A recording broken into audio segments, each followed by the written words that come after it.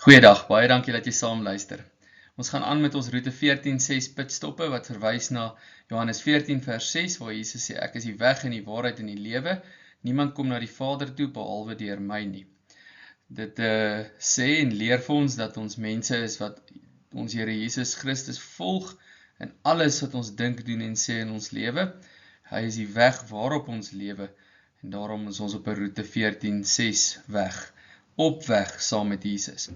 Ons behandel die laaste tyd 'n kort reeks binne roete 14:6 wat sê stroom op en dit beteken dat ons as disippels van Jesus teen die wêreld gaan moet leef, teen die stroom van die wêreld, in die grein in van die wêreld en baie keer gaan dit beteken dat jy daarvoor gewildheid opgee of daarvoor vervolg word of teenstand kry, maar ons doen dit omdat ons identiteit is in ons Here Jesus Christus en die feit dat ons burgers van sy koninkryk is.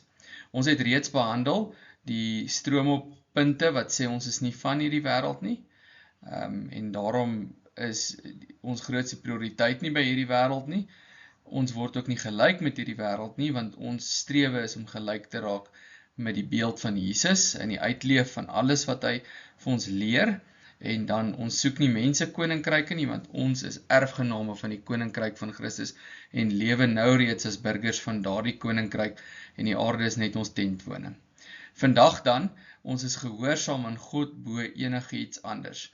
So as ons ooit die keuse moet maak of ons ongehoorsaam is aan God, dan is ons meer gehoorsaam aan die Here as aan enigiemand anders.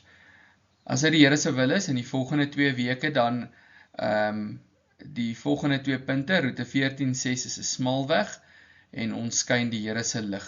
En daarmee sal ons ook dan ons jaar se pitstoppe afsluit en sal ons as die Here se wil is weer in Januarie aangaan, in Januarie 2026 weer aangaan met 'n nuwe reeks van pitstop-oordenkings. Kom ons gaan in ons punt vandag. Ons is gehoorsaam aan God bo enigiets anders. Ons sien wat Handelinge 5 vers 29 vir ons leer.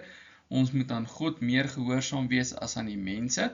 Nou weet ons, die apostels daardie tyd het baie teenstand van die regering gekry, baie teenstand van die Jode. Hulle was vervolg oor hulle verkondiging, in die tronke gegooi, geslaan, beledig. Allerhande slegte goed het met hulle onder mense gebeur, en hulle het gehoorsaam gebly aan die Here. Wanneer die Jode of die Romeinse regering vir hulle sê, hou op verkondig of trek hierdie woorde van julle terug, dan is hulle duidelik standvastig in hulle belydenis. Ons sal aan die Here meer gehoorsaam wees. En dit is wat stroom op werklik is. Om selfs wanneer jy vervolg word en rondgegooi word vir die waarheid wat jy in glo, of gespot word of afgemaak word as iemand wat onderdruk, of al die goed wat die linkse wêreld vandag probeer sê ek is aan die Here meer gehoorsaam as aan mense. En in daardie gehoorsaamheid is ons in liefde gehoorsaam, en ons doen dit met liefde, maar ons buig nie in daai gehoorsaamheid nie. Ons het 'n goeie voorbeeld, as ons sê ons volg Jesus as roete 14:6 mense, dan sien ons dat Jesus was volledig gehoorsaam aan die Vader, al was dit nie vir hom maklik nie. Matteus 26 vers 39 tot 46, sien ons daai, hy het bietjie verder gestap en in die aangesig geval en gebid, Vader, as dit moontlik is, laat hierdie beker by my verbygaan, nogtans nie soos ek wil nie, maar soos U wil. Die Here Jesus sien ons, hy het vrees gehad vir wat wag in die oordeel op die kruis, en hy bid, Vader, dat hierdie beker by my verbygaan, maar selfs hier is ek nie nou gehoorsaam aan die menslikheid wat ek beleef nie, maar gehoorsaam aan God, die Heilige, die Almagtige, die Alwetende. En ons weet dan, in daardie gehoorsaamheid gaan hy voort daarmee om sy lewe te gee. Dit is soos Filippense 2 vers 8 vir ons sê, en hy in die gestalte wat hom in die gestalte van 'n mens bevind, het homself verneder en gehoorsaam geword tot die dood toe, ja, die dood aan die kruis.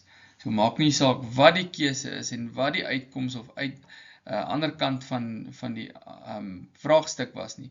Jesus was volledig gehoorsaam. Ons sien dit ook in sy versoeking in die woestyn, as hy hom gryp na die Here se waarheid en hom hou by die waarheid van God. Dan vat ons vir onsself saam, roete 14:6 is gehoorsaamheid. Dit is baie belangrik vir ons om te weet dat gehoorsaamheid aan God moet 'n groot deel van ons lewe uitmaak. Romeine 14 vers 17 sê dit, dat ons wat van die koninkryk is, vir ons is dit nie 'n saak van eet en drink nie, maar van gehoorsaamheid aan God, vrede en vreugde wat die Heilige Gees aan ons gee.